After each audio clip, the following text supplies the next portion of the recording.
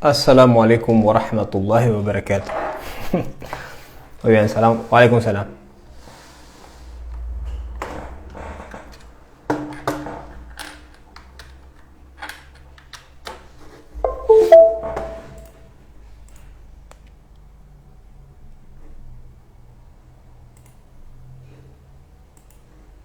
Assalamu alaikum. Damos 3 minutitos, inshallah, y empezamos.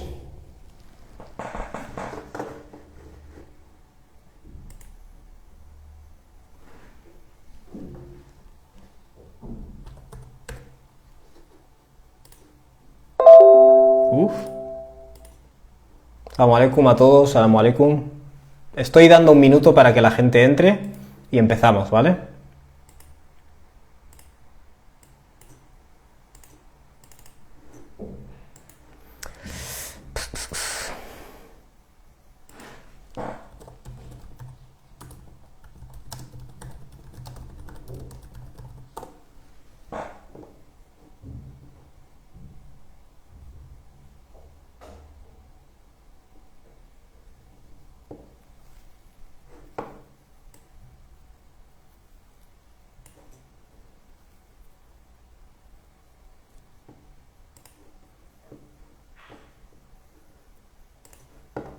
Assalamu alaikum warahmatullah.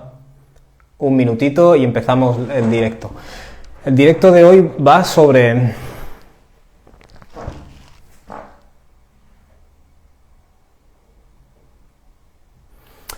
por qué la gente niega la verdad. Que obviamente se aplica a muchos ámbitos de nuestra vida, no solo a nuestras decisiones en cuanto a religión, pero sin duda también afecta a nuestras decisiones en cuanto a religión. Y digamos que ese es el terreno más peligroso y sobre el cual naturalmente el Corán trata más.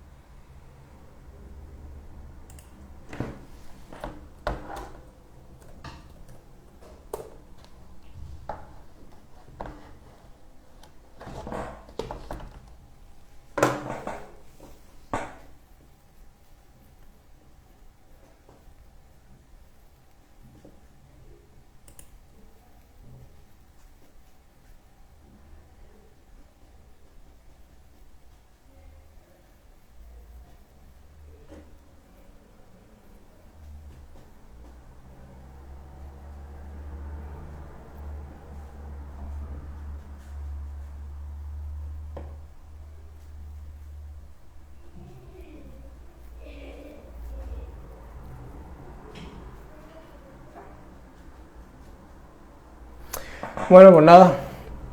Bismillahirrahmanirrahim. Alhamdulillah wa salatu wa salamu ala rasulillah wa ala alihi wa sahbihi wa man wala. Vale, en este directo voy a hablar,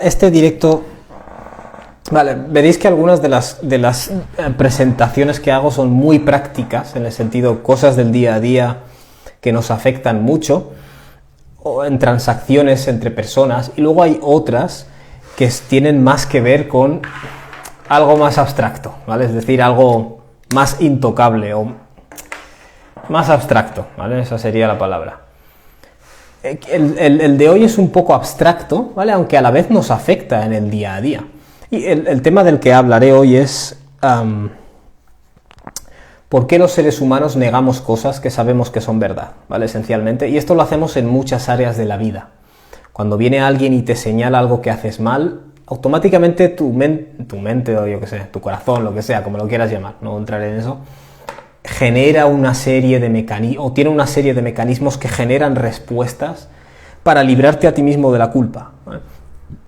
Por ejemplo, cuando alguien viene y te dice, ¿por qué estás quitando dinero de la caja en tu trabajo? O yo qué sé, cogiendo comisiones o algo, o quedándotelas, poniéndotelas, escondiéndotelo. Eso es robar, ¿vale? Cuando escuchas la palabra robar, automáticamente dices, no es robar, porque robar técnicamente es cuando robas a alguien por delante y él te está viendo, pero lo que yo hago no es eso, lo que yo hago es lo hago de otra manera que, claro, la persona como no lo sabe, bla, bla, bla, bla, bla. Es decir, tú has oído algo, sabes que es verdad, porque sabes que estás robando, pero automáticamente empieza la maquinaria esa de la verdad no la voy a aceptar, voy a hacer un atajo o voy a rodear la situación, pero al final lo importante es no aceptar la verdad, ¿vale? Y esto lo explicaré un poco, ¿vale? Porque tiene alguna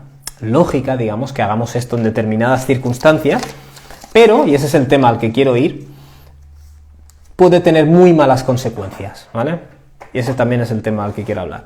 Entonces, este es un tema que me interesa mucho, ¿por qué? Por dos razones.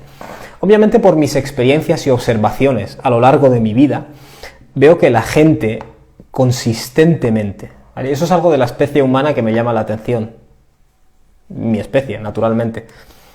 Persistentemente y de manera obcecada los seres humanos negamos cosas que sabemos que son verdad. Y me llama la atención el saber por qué. ¿Por qué en un momento dado niegas una cosa que sabes que es verdad o en otro? Y generalmente es por ego, porque no quieres aceptarlo.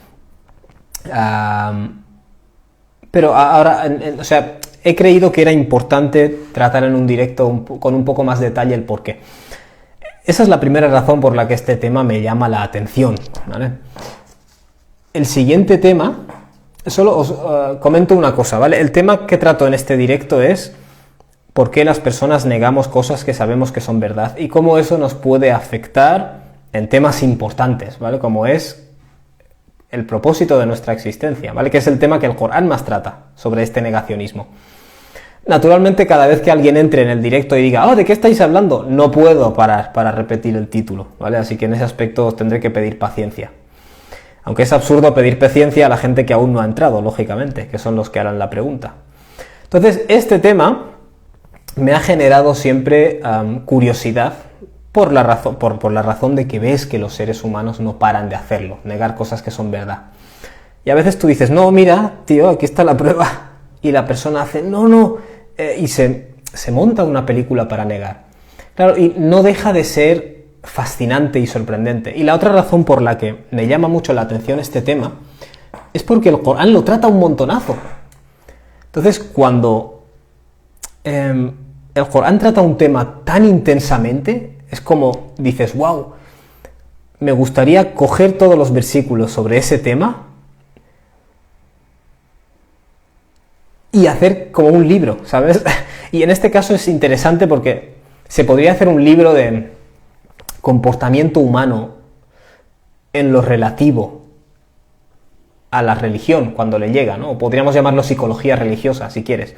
Y es curioso porque cuando pillas libros de psicología religiosa, ¿vale? Escritos desde una perspectiva secular, podríamos decir así, es como un estudio inerte y seco y vacío de procesos mentales, ¿vale? Es decir, hay estos procesos mentales que hacen que la gente empiece a creer algo, o estos procesos que hacen que cuando una persona es confrontada a evidencia que contradice lo que ya cree, se las arregla para no tener que aceptarlo, ¿vale? Está muy bien el estudio del proceso mental, eso está muy bien. Pero el Corán lo enfoca de otra manera. O sea, el Corán lo enfoca desde la perspectiva de cómo impacta a tu acceso a la verdad. ¿Vale? Es decir, ¿a mí de qué me sirve saber los procesos mentales? ¿Vale? Muy bien, pero ¿esto cómo me afecta a mí? ¿Cómo puedo yo estar negando cosas que sé que son verdad? ¿Me entendéis? Voy a ver si puedo escribir el título del directo, aunque creo que a estas alturas ya no puedo. Se siente. ¿Vale? Entonces quiero que quede claro eso. Aunque el tema que voy a tratar es las creencias, cómo las aceptamos, por qué las rechazamos a veces, aunque veamos que son verdad, no lo voy a tratar desde esa perspectiva, entre comillas, secular, ¿vale? Que es la que estudiáis en los libros, en las instituciones académicas de hoy en día. Datos sobre nuestro cerebro hace esto y hace esto y hace esto, ¿vale? Pero ¿cómo puede eso afectarme a mí? Porque es posible que yo acabe negando la verdad o cegándome a la verdad a causa de esto. Es decir, y ahí es donde entra el Corán, ¿vale? Le da esa perspectiva de así es como te afecta a ti y así es como tienes que tener cuidado. cosa que en un estudio puramente académico no se analiza nunca, ¿vale? Se analiza el proceso, este es el proceso mental, ¿vale? ¿Y ahora qué hago con esta información? ¿Vale? Y ahí es donde entra el Corán. Pero a lo largo de este directo quiero que tengáis en cuenta lo siguiente. Yo presupongo, ¿vale?, como musulmán, y los que estáis aquí lo presuponéis también, que hay una diferencia esencial entre el Corán y las religiones, ¿vale? Las religiones generalmente te piden una fe, ¿vale? Es decir, tú tienes que creer en esta cosa, ¿vale? ¿Por qué? Porque sí, ¿vale? La perspectiva del Corán es لَقَدْ أَرْسَلْنَا رُسُلَنَا بِالْبَيِّنَاتِ. Dios dice, yo he hecho llegar a mis mensajeros con pruebas claras, ¿vale? En otras palabras, hay pruebas claras de que esto es verdad. Jamás, ¿vale? Vamos a partir de esa base, porque si no partimos de esa base, todo este directo va a ser absurdo. Voy a ver si consigo escribir el título.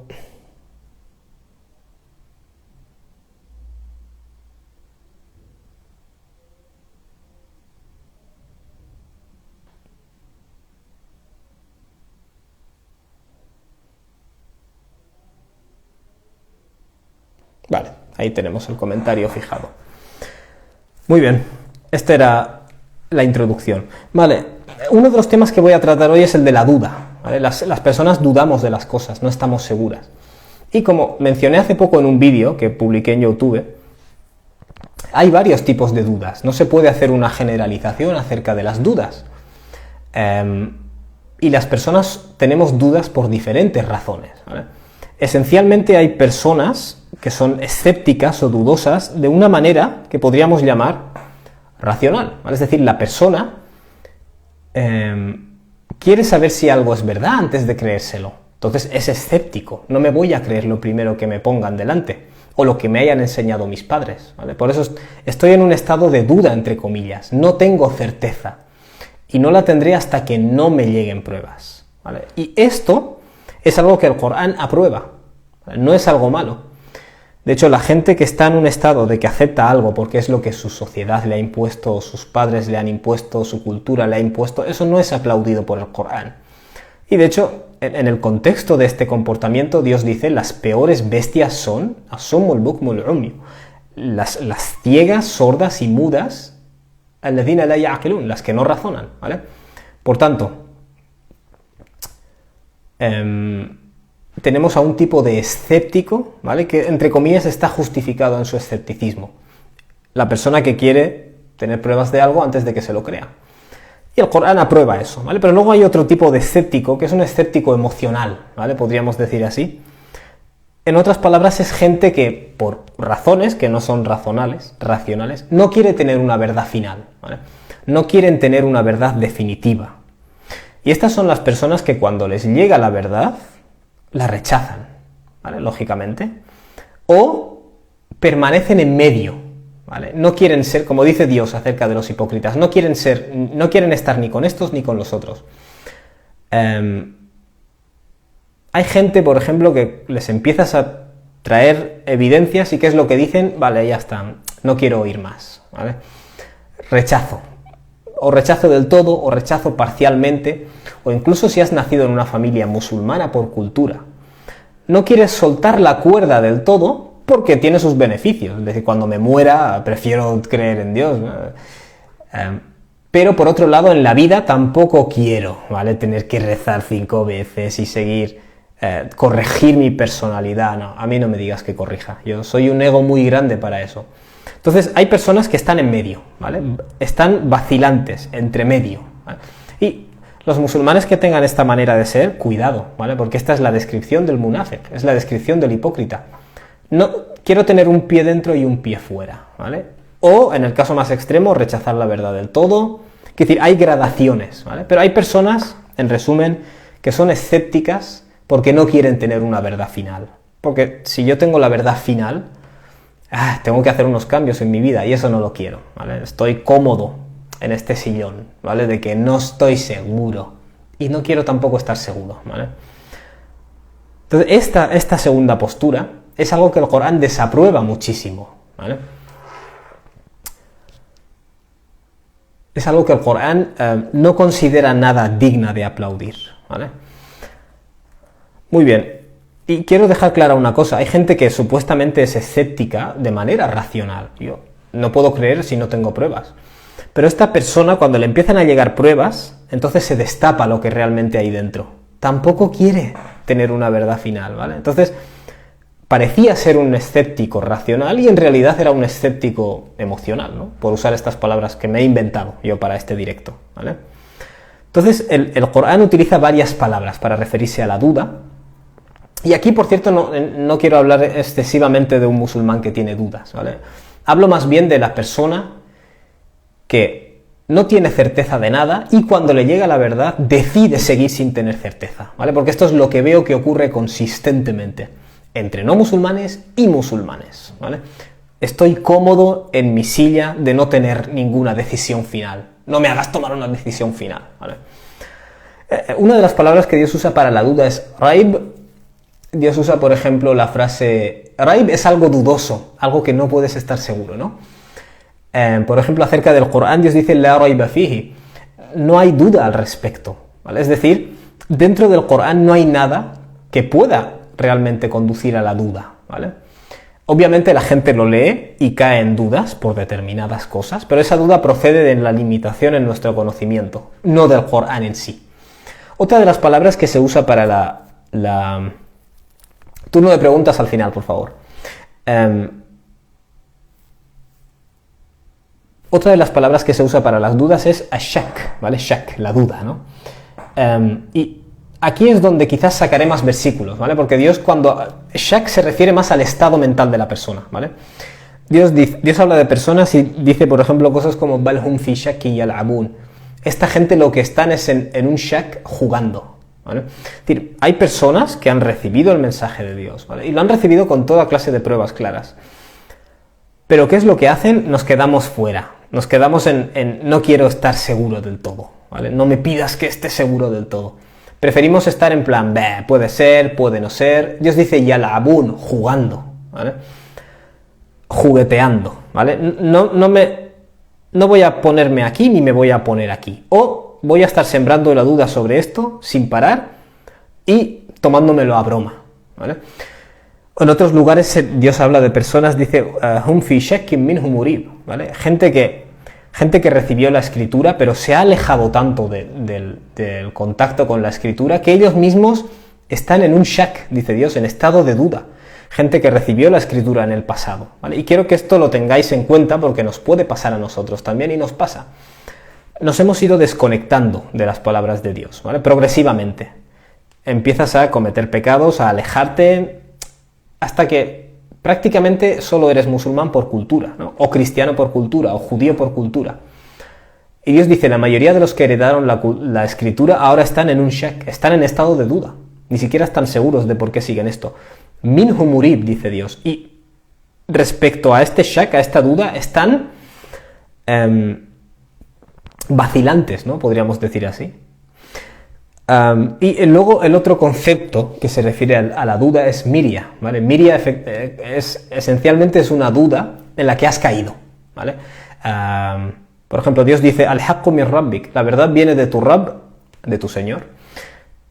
Fala takun min al-mumtarin. Por tanto, no estés entre la gente que cae en duda, ¿vale? Como que te traen un argumento, y empiezas a dudar, ¿vale? Te ponen una supuesta contradicción del Corán, y caes en duda, ¿vale? Dios dice, no seas tan podríamos decir, manipulable, ¿no? No caigas en la duda a causa de un argumento, de una cosa que te han entregado, ¿vale? Vale, no quiero hacer obviamente un análisis detallado sobre este tema, pero quería que tengáis en cuenta la existencia de estos conceptos, ¿vale? Ahora vamos a ir al tema. El hecho de negar algo que sabes que es verdad, o decides, o sea, te das cuenta de que puedo saber si esto es verdad o no, ¿vale? Puedo ir a analizarlo y llegar a una conclusión final, pero no quiero, ¿vale? No quiero una conclusión final, prefiero permanecer en un espacio de duda, en un espacio en el que no tendré que tomar una decisión final. ¿Por qué hacemos esto? ¿Vale? Esa es la pregunta que tanto me llama la atención a mí acerca de las personas, ¿vale? Y las respuestas, y ahora pasaremos al Corán, que nadie se crea que no voy a tratar nada del Corán. De hecho, tengo tres puntos importantes que quiero tratar del Corán, ¿vale? Pero esencialmente hacemos esto, en primer lugar, porque hay algo que no queremos aceptar, sencillamente, ¿vale? No es que haya prueba, no hay prueba, es algo que nos causa daño emocionalmente, o es algo que simplemente no nos gusta aceptar. Por ejemplo, muchas veces cuando nos ocurre algo traumático, nuestra reacción inmediata es negarlo, ¿vale? Te niegas a aceptarlo. Y bueno, técnicamente esto es un mecanismo que nos ayuda, porque a veces el golpe es tan fuerte que necesitas un tiempo para aceptarlo. Le tienes que dar a tu cerebro un tiempo para aceptarlo. Y el primer paso es decirle, esto no es verdad, ¿vale? Conoceréis el caso en el que cuando falleció el profeta Muhammad (s.a.w), Umar bin al-Khattab salió y dijo, los hipócritas están extendiendo el rumor de que el profeta ha muerto, y quien diga eso yo me voy a encargar de él, etcétera, etcétera. Empezó a hablar negando que el profeta hubiera muerto, (s.a.w). Y Abu Bakr entró y la gente empezó a escuchar a Abu Bakr, ¿vale? Apartaron su atención de Umar a ver qué dice Abu Bakr. Y Abu Bakr dijo, si alguien adoraba a Muhammad, Muhammad ya ha muerto, (s.a.w). Pero si alguien adora a Dios, que sepa que Dios es viviente y no muere, ¿vale? Y Umar bin al-Khattab dice, sentí como si me desaparecieran las piernas, ¿no? O algo así, me caí al suelo. O sea, su primer estado era un estado de negación, ¿vale? ¿Qué es lo que nos pasa a las personas cuando nos da la vida un golpe? En muchos casos lo negamos. Y esto en sí no estoy intentando decir que sea malo, ¿vale? Pero ¿cuándo es malo? ¿Vale? O sea, fijaos, vamos a imaginar que tú eres una persona, que yo tengo un dinero, yo cobro 1.000 euros y me pongo a jugar a las máquinas, ¿vale? Y yo tengo una familia que alimentar. Yo estoy jugando en las máquinas y ¿qué pasa? Que estoy quemando el dinero que necesita mi familia. Y cuando se me dice eso, yo digo, no, que va, estoy a punto de ganar, ¿vale? Por probabilidades, un día de estos meteré una moneda y ¡fua! Eso es, te estás negando a ver una realidad, que es que estás arruinando tu vida y estás haciendo daño a tu familia, ¿vale? Eso es un negacionismo peligroso. Cuando una persona tiene síntomas claros de una enfermedad, ¿vale? Lo estás notando cada día y ves que son los síntomas exactamente de esa enfermedad, ¿vale? O te la han diagnosticado y te han dicho tienes que hacerte unos chequeos, tienes que vigilarte, pero tú no quieres pensar sobre el tema, ¿vale? Entonces, ¿qué haces? No voy al médico porque no quiero enfrentarme a este tema, ¿vale? En este caso no vamos a decir que el negacionismo o el estado de negación es algo inocente. ¿Por qué? Porque hay algo ahí detrás que es verdad. Si realmente tienes esa enfermedad, y es verdad que la tienes, negarla no la va a eliminar. Y lo único que va a hacer es darle espacio para que se haga más grande y al final ya no haya solución, ¿vale? Por ejemplo, un ejemplo sería que tienes un ser querido que se está muriendo. Y técnicamente tienes que sentarte con él y decir, mira, o viene esa misma persona que se está muriendo, viene y te dice, mira tío, me estoy muriendo, tenemos que sentarnos, escribir el testamento, repartir las cosas, y tú le dices, no, te vas a poner bien tío, te vas a poner bien, no digas eso. Y al final esa persona muere y las cosas están hechas un caos, ¿vale? Os estoy intentando dar ejemplos para que entendáis la realidad de que negar la verdad a veces nos puede perjudicar, ¿vale? Por mucho que la gente te diga, oh, es un mecanismo natural de defensa, ¿vale? Todos los mecanismos naturales de defensa en determinado contexto nos pueden hacer daño, ¿vale? Esta costumbre de negar cosas que no nos gustan, porque menoscaban nuestro ego, por ejemplo, tener que reconocer que estás haciendo algo mal es muy doloroso, porque ataca a tu ego, ya, pero es que si no lo reconoces, te vas a enfrentar a las consecuencias de eso. Si tratas mal a la gente y no lo reconoces, al final, ¿qué pasará? Pues que la gente se irá, o que la gente se rebotará contra ti, ¿vale? Es decir, negarlo no va a cambiar la realidad. O tal y como lo manifiesta Dios en el Corán, si tú haces el mal de manera persistente y cada vez que te llega una amonestación te rebotas, se volverá contra ti, ¿vale? Tanto en este mundo como en la otra vida, porque vas a salir con una pila de malas acciones y de acciones injustas, ¿vale? ¿Entendéis lo que estoy intentando decir? Negar la verdad no siempre es bueno, ¿vale? Vale, ahora voy a tratar 3 mini pasajes del Corán Pero quiero que entendáis este concepto, ¿vale? Porque Dios nos dice muchas veces en el Corán, "Balilladina kafaru fi takdhib", la gente que niega la verdad está en takdhib, ¿vale? Está en un estado de negación. De hecho, prácticamente todos los suras de Meca. En Suratul Mutaffifin, ¿qué es lo que se nos dice? "Idha tutla alayhim ayatuna qala asatirul awwalin". Cuando se les recitan nuestros mensajes, dicen, estos son leyendas primitivas, son cuentos de la edad de hierro, ¿no? Y Dios dice, "Kalla bal rana ala qulubihim ma kanu yaksibun". Lo que ocurre realmente es que han hecho tantas malas acciones que al final les ha oxidado por dentro, les ha oxidado el corazón. Es decir, esa persona, ¿qué es lo que dice? Yo ya tengo mi vida de tomarme mis copas, de salir, de acostarme, ya tengo mi vida, ya está. Dios dice, estás secuestrado por tus propias acciones, hasta el punto de que no puedes aceptar esto. Y entonces dices, eso son leyendas. Es decir, eso es una excusa para tú no tener que reevaluar lo que estás haciendo, ¿vale? Y quiero que tengamos muy en cuenta ese factor humano, porque todos tenemos ese potencial y cuando nos llegan verdades, a veces las negamos. Es decir, y tienes que estar vigilante de eso, ¿vale? Una escena cotidiana, ¿vale? Hay veces que cuando mi hijo grita le digo, no levantes la voz, ¿vale? Tienes que controlarte. Y él me dice, ya, pero tú ayer levantaste la voz. Mi primera reacción es decir, ya, pero yo tenía una justificación. Pero tienes que callar a ese ego y decir, es verdad, tío, yo levanté la voz, estuvo mal, ¿vale? Y es doloroso, lo sé, para el ser humano es doloroso reconocer que estaba equivocado, da igual, ¿vale? Lo que Dios dice es, o lo reconoces ahora, o lo tendrás que reconocer, ¿vale? Y cuando lo tengas que reconocer va a ser peor, ¿vale? Insisto, aquí aplica el kufr. El kufr es la máxima manifestación, ¿vale? Te llega la verdad de Dios, ¿por qué has sido creado? ¿Vale? ¿Y cuáles son tus responsabilidades? Y lo rechazas. Eso es lo más tonto que puedes hacer, ¿vale? Pero quiero que veáis que en el día a día lo hacemos con 1000 cosas pequeñas, ¿vale? Por eso os digo, cuando una de las cosas que llama la atención cuando trabajas en una oficina o en un sitio así, que cuando alguien hace las cosas mal, todo el mundo se lava las manos. ¿Por qué habéis puesto mal esta información en el ordenador? No, esto era porque alguien me lo dijo mal a mí, ¿vale? Y le buscas la culpa al otro. Es decir, esto es súper cotidiano en el ser humano, echar la culpa al otro. Negar, es una forma de negar la verdad, ¿vale? Es una forma de negar algo que sabes que es verdad. Tú tenías una responsabilidad, la incumpliste, ¿vale? Y de hecho, llama la atención porque cuando tú reconoces que has hecho las cosas mal, la gente flipa. O sea, es tan anormal en el ser humano que la gente flipa. La gente alucina. Y una de las cosas que choca de la biografía del profeta alayhi salatu wassalam es las ganas que él tenía de que saliera la verdad a la luz, ¿vale? En un interesante incidente, el profeta alayhi salatu wassalam está colocando las filas y con el palo le da a una persona un poco más fuerte. Y esa persona le dice, me has dado fuerte. El profeta alayhi salatu wassalam le dice, dame a mí.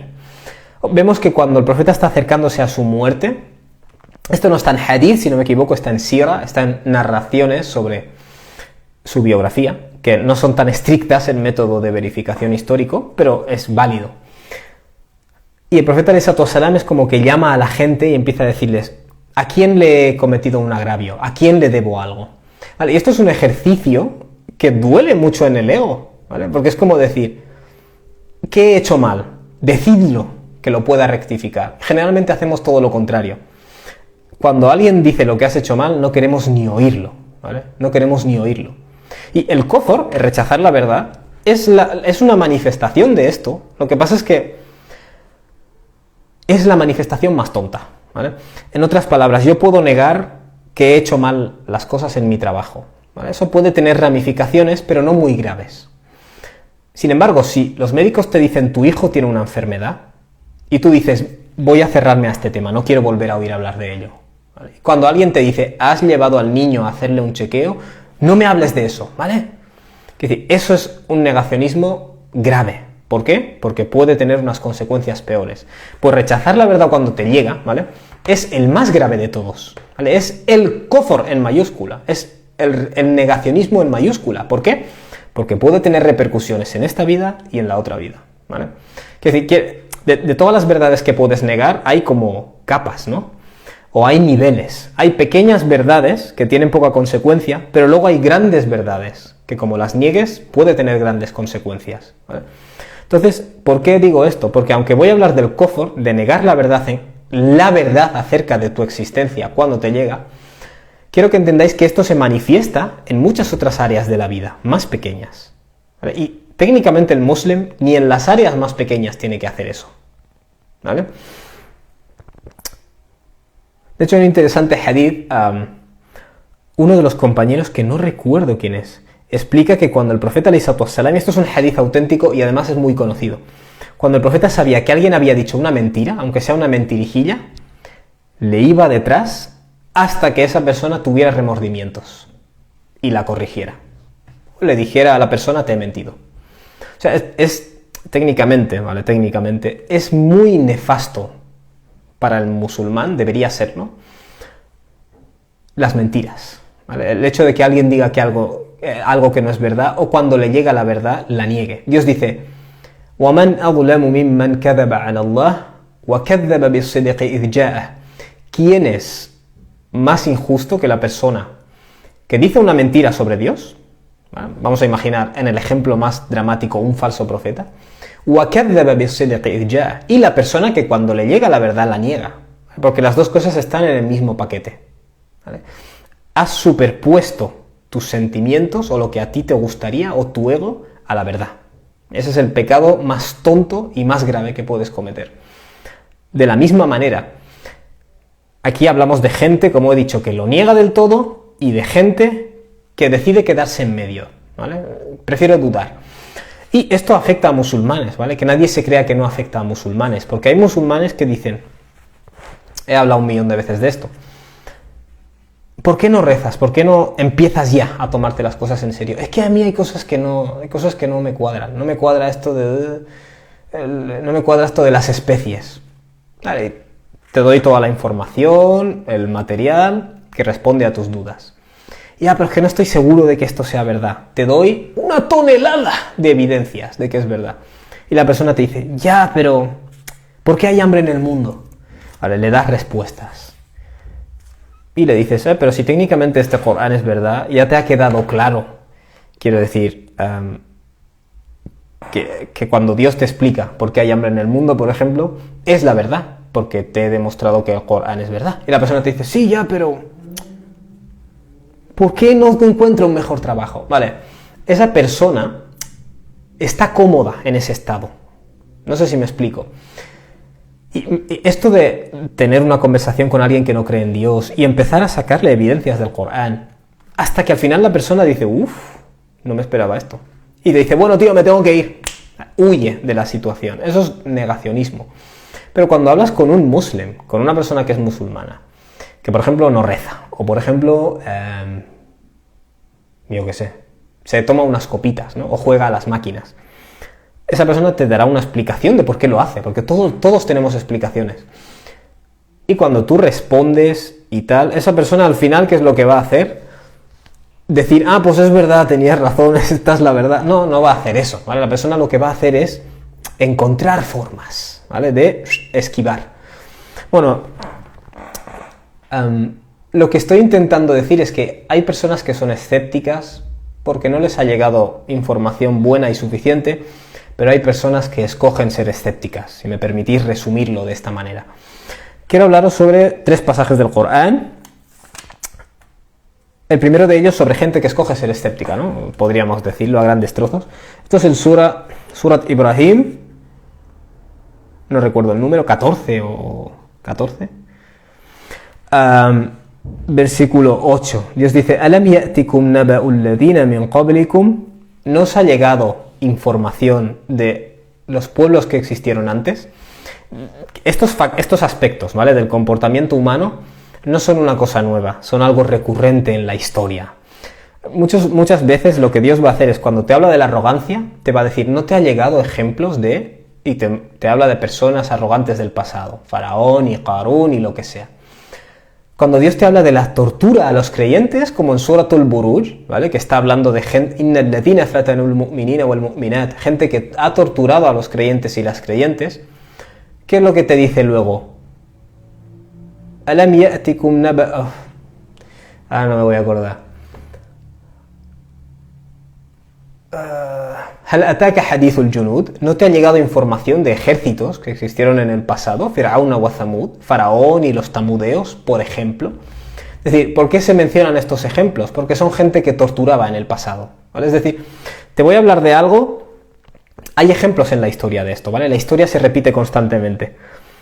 Nos ha llegado información de gente del pasado, Qaumi Nuhin wa Ad wa Thamud, gente, el pueblo de Noé, y Ad, ¿vale? Los aditas y los tamudeos, Ad wa Thamud, walladhina min ba'dihim, y muchos otros pueblos después de estos, la ya'lamuhum illa Allah, acerca de los cuales nadie los conoce, excepto Dios, ¿vale? Hace poco hice un vídeo sobre cuando Dios habla de diferentes especies, nos dice wa yakhluqu ma la ta'lamun. Luego hay otras criaturas que no conocéis, ¿vale? Y quien tenga interés que vaya a YouTube y lo vea. Y aquí se nos dice lo mismo acerca de los pueblos, ¿vale? Y los tiranos. Quiero decir, ha habido estos tiranos y estos pueblos, y luego ha habido muchos otros pueblos que no los conoces, ¿vale? Pueblos en China, y pueblos en, yo qué sé, en Sudáfrica, y pueblos en Irlanda, que no están en el idioma de los árabes, ¿vale? En su tradición, ¿vale? Ellos han oído hablar de Firaun, de Thamud, de Nuh, pero hay pueblos que ni siquiera tienes una palabra para referirte a ellos, ¿vale? Es decir, tienes ejemplos en la historia registrada y la no registrada, ¿no? Vamos a decirlo así. Ja'athum rusuluhum. Vale, ¿qué pasó con esas personas? ¿Qué os interesa a vosotros saber? Ja'athum rusuluhum bil bayyinat. Les llegaron sus mensajeros con las pruebas claras. ¿Vale? Es decir, toma un ejemplo de la historia. Y ya hubo gente a la que le llegó sus mensajeros con pruebas claras, ¿no? Faraddu aydiyahum fi afwahihim. Y colocaron sus manos en su boca, ¿no? Supongo que esa es la traducción. Waqalu, y dijeron, inna kafarna bima ursiltum. Sin duda vamos a negar de lo que habéis, de aquello con lo que se os ha enviado, ¿vale? Es decir, este mensaje que nos entregáis, esencialmente, lo negamos, ¿vale? Claro, fijaos que es curioso porque Dios nos habla del kufr, de su rechazo, justo en la misma frase que nos ha dicho, les llegaron mensajeros con pruebas claras. Es decir, aquí Dios no está diciendo los mensajeros les llamaron a aceptar a Dios y ellos lo rechazaron. No, los mensajeros les llamaron y les dieron pruebas claras. Y ellos que respondieron, nosotros vamos a negar esto que dices, ¿vale? En otras palabras, vamos a negarlo pase lo que pase, ¿vale? Es un estado del que no nos vamos a mover. Bima ursiltum bihi, es decir, en relación a eso que habéis negado, wa inna la fi shakkin mimma tad'unana ilayhi murib. Y sin duda, estamos en duda, en un estado de duda, de shak, respecto a aquello que nos estáis llamando ilayhi murib, vacilando en ello, ¿no? ¿Sabes? Cuando uno no está seguro de si la Tierra es plana o si es redonda. No lo sé. Mira, sinceramente, no lo sé. Me quedo en medio. Me da igual, ¿vale? Eso es lo que estos pueblos dijeron, ¿vale? Se les han dado pruebas claras y ellos responden, voy a rechazar, ¿vale? Y voy a permanecer titubeando, ¿vale? No quiero una verdad final.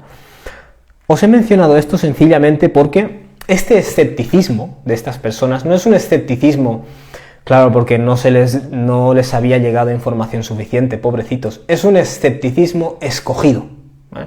Quiero que entendáis que existe un escepticismo que escogemos las personas. Un estado de duda que escogemos y un estado de negación tajante que escogemos. Y los musulmanes no estamos libres de esto, ¿vale? Porque yo puedo ser musulmán por cultura, pero algunos aspectos del Islam, yo no puedo hacer esos cambios en mi vida. Entonces prefiero quedarme en plan, sí, soy musulmán, pero es que esto no lo entiendo, pero es que esto me hace dudar, pero es que dudo. No quiero una certeza final, ¿vale? Aquí Dios no habla de musulmanes, que quede claro, habla de gente que rechazó la verdad, pero el aspecto que habla es un aspecto de la psicología humana, que está ahí pendiente.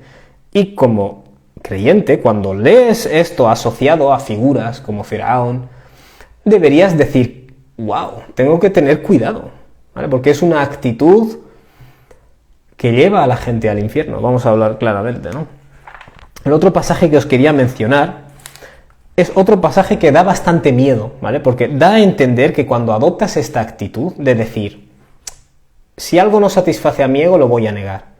Si algo me provoca incomodidad o cambios en mi vida que no quiero hacer, lo voy a negar o me voy a quedar en el terreno gris, ¿vale? Dios dice, estas actitudes, si las adoptas, Dios te desvía, ¿vale? Y esto es algo que a mí me da respeto, y creo que a los musulmanes nos tendría que dar respeto. وَلَقَدْ جَاءَكُمْ يُوسُفُ مِنْ قَبْلِ y ya os llegó, esto es Surat Ghafir, y el Aya 34. وَلَقَدْ جَاءَكُمْ يُوسُفُ مِنْ قَبْلِ ya os vino Jesús en el pasado, José, sobre la paz, بِالْبَيِّنَاتِ con pruebas claras, ¿vale? Fijaos que el Corán usa las mismas frases una y otra vez. فَلَمْ زِلْتُمْ فِي شَكٍّ pero no dejasteis de estar en duda. O sea, fijaos que se ha mencionado de nuevo la duda justo después de mencionar las pruebas claras, ¿vale? Una cosa es el escepticismo de que no sé, porque me faltan pruebas, y otra cosa es te llegan las pruebas y permaneces titubeando, dando vueltas. ¿Habéis visto los ratones esos que están en un... ¿Cómo se llama esto? No sé cómo se llama, pero es un círculo esencialmente y están así dando vueltas todo el rato. Hay personas que están ahí dentro y cuando les dices, tío, sal, no quiero salir. Me da miedo lo que hay ahí fuera o me incomoda, prefiero estar aquí dentro, dando vueltas.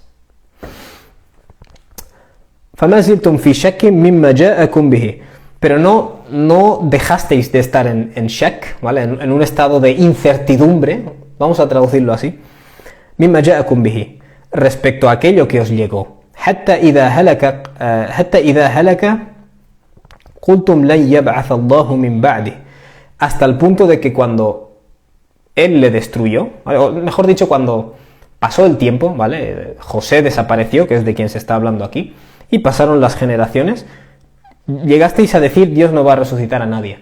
En otras palabras, lo que estoy intentando decir es que cuando viene un profeta o un mensaje con pruebas claras, y la gente dice, bah, nos vamos a seguir quedando ni blanco ni negro, en terrenos grises, Dios dice, es cuestión de tiempo que acabes cayendo en el cofre, ¿vale? Gente que está dentro de una religión de la escritura puede acabar diciendo لَنْ يَبْعَثَ اللَّهُ مِنْ بَعْدِهِ Dios no va a hacer surgir a nadie después de él, ¿no? Rasulan, a ningún mensajero. كَذَلِكَ يُضِلُّ اللَّهُ, ¿vale? Esto es la parte que quiero subrayar. De esta manera Dios desvía man huwa musrifun murtab a cualquier persona que sea un rebelde, que no quiera seguir normas, y sea un murtab, una persona que se queda anclada en ese estado de raib, ¿vale? Murtab, de raib. En ese estado de voy de un lado para otro, ¿vale? No me asiento en un lado. En otras palabras, cuando una persona decide quedarse en el shak, ¿vale? En un estado de me quedo en el terreno gris, con el paso del tiempo, ¿vale? Su imán se va a distorsionar y esa persona, ¿qué es lo que va a hacer? Con el paso del tiempo caerá en el kufr, ¿vale? Empezará a negar la verdad y Dios dice, así es como Dios desvía a las personas que van de listos, esencialmente, y que quieren estar en terrenos grises, ¿vale? Que no quieren, les llega la verdad y no la quieren, ¿vale? Porque en este caso este profeta trajo evidencias claras y las personas, ¿qué es lo que han hecho? Queremos permanecer en duda, queremos permanecer con un pie dentro y un pie fuera, ¿vale? Agradando a unos y agradando a otros. Eso es una elección que tú has hecho, como consecuencia de la cual acabas en el desvío, ¿vale? Y esto es un proceso natural, casi, si lo quieres decir así.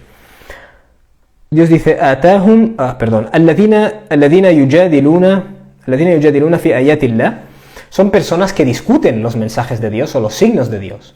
Claro, fijaos, a mí me han llegado evidencias claras, ¿vale? Pero yo discuto, ¿vale? He empezado este directo hablando del negacionismo en general. Cuando se te dan pruebas claras de algo, hemos dicho, por ejemplo, una enfermedad que puedas tener, y tú lo discutes, ¿vale? Te rebotas, ¿no? Hemos usado ese verbo, pero al final es eso. Te rebotas contra los signos que se te están dando, ¿vale? Yujadiluna fi ayatillah. En este caso tenemos a personas que discuten, ¿vale? Y se rebotan contra los mensajes de Dios y los signos de Dios. Bighairi sultán, sin tener ninguna prueba. Claro, esas personas, ¿qué es lo que te dirán? Yo rechazo esto porque no me cuadra. Yo rechazo esto porque es que hay algo que no es consistente. Dios dice, Bighairi Sultán, estás discutiendo las pruebas de Dios realmente sin tener ninguna autoridad para hacerlo, o sea, ninguna prueba, ¿vale?, para hacerlo. O sea, con lo cual se está diagnosticando que este no es un problema realmente de pruebas y falta de pruebas, es realmente que tú eres un murtad, quieres estar en el terreno gris, ¿vale? O sea, entiendo que este es un directo extraño, porque no es un tema que se suele hablar, ¿vale? Pero es un tema que el Corán trata en detalle. ¿Por qué hacemos esto? ¿Por qué nos quedamos en la duda? ¿Y a dónde nos lleva eso? Bighairi sultanin atahum, sin ninguna evidencia, ¿no?, que les haya llegado. Kabura maqtan 'inda Allahi. O sea, esto que están haciendo es atroz en lo que a Dios se refiere. Hemos mencionado antes que hay verdades absurdas que si las niegas no tienen repercusión, ¿vale? Si a mí me dicen en mi trabajo, Karami, has introducido mal los datos, yo digo, no, es que el teclado iba mal. Eso está mal, ¿vale? Porque tú sabes que te has equivocado y ya está, no pasa nada. Pero más o menos es inconsecuente, ¿vale? Pero en el caso, por ejemplo, de una enfermedad, por ejemplo, que se te diagnostica y tú decides negarlo y dejar de enfrentarte a esto, es consecuente, ¿vale? Puedes morir a causa de esa negación. Y cuando te llega la verdad, ¿vale?, puedes morir espiritualmente. Es decir, aquí estamos hablando de que Dios te desvía, te deja fuera del camino y no lo vas a encontrar nunca. Y puedes acabar quemándote, por supuesto, ¿vale? Es decir, no es una pequeña tontería, es atroz, ¿vale? Kabura maqtan 'inda Allahi wa 'inda alladhina amanu. Y para la gente que realmente cree, ¿vale?, para ellos también esto es atroz. كذلك يطبع الله على كل قلب متكبر جبار. Y de esta manera Dios deja extraviar, digamos, o Dios, no sé, se ciñe, ¿no?, o se ensaña, no sé cómo traducirlo, a todo aquel corazón que sea arrogante y se considere que está por encima, ¿no?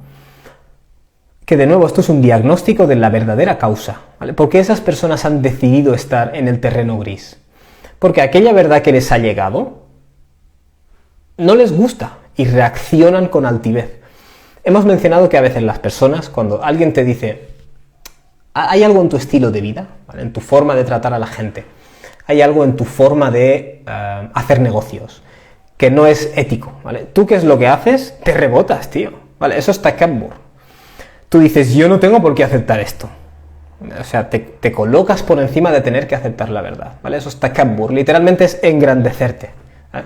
Pero fijaos que Dios lo que dice, vale, tú te comportas de una manera, te han llegado evidencias, tú niegas la verdad, sabiendo que es verdad, ¿no? Porque si no, no es un estado de negación. Y hay una causa interior, ¿vale?, espiritual, moral, psicológica, como lo quieras llamar, que en este caso es el quererte engrandecer. Y quiero que entendáis una cosa. Muchas veces cuando la gente se engrandece por encima de algo que le llega, no es porque él se siente grande, es porque en realidad se siente pequeño, ¿vale? Por ejemplo, acerca de Iblis, que nos dice Dios, Aba wastakbara, ¿vale? Iblis fue de listo y se consideró a sí mismo demasiado grande para tenerse que postrar, ¿vale? ¿Cuál es el verdadero problema de Iblis? Cuando Dios ha dicho postraos ante Adam alayhi salam, él se ha sentido ninguneado, ¿vale? Es decir, en muchos casos la arrogancia, el origen de la arrogancia es que la persona se siente pequeño. Cuando uno en muchos casos va por la vida aplastando a los demás y siendo arrogante, dentro de sí se siente diminuto, se siente amenazado. Por eso hace esto, ¿vale? El takabbur, la arrogancia, a menudo es la consecuencia de que se siente pequeño. Aquí estamos hablando de una persona que rechaza la verdad y que es mutakabbir, ¿vale?, que responde con arrogancia. Pero quiero que entendáis que muchas veces cuando respondemos por arrogancia no es porque nos creemos increíbles, es porque nos creemos poco, ¿vale? Y necesitamos compensar eso con nuestra arrogancia, ¿vale? Y el caso de Iblis es el caso, ¿vale? Iblis dice, a mí me has creado de una sustancia y a este individuo le has creado de otra. Es decir, él es arrogante constantemente, pero en el fondo le molesta que Dios ordene la postración a un ser que no es él, ¿vale? Y eso es, en el fondo es, por su parte, se ha sentido ninguneado. Muchas veces reaccionamos con arrogancia cuando nos hemos sentido ninguneados, ¿vale? Es otro tema ese, pero quiero que lo tengáis en cuenta, ¿vale? Y finalmente os quería hablar de las consecuencias de comportarse de esta manera.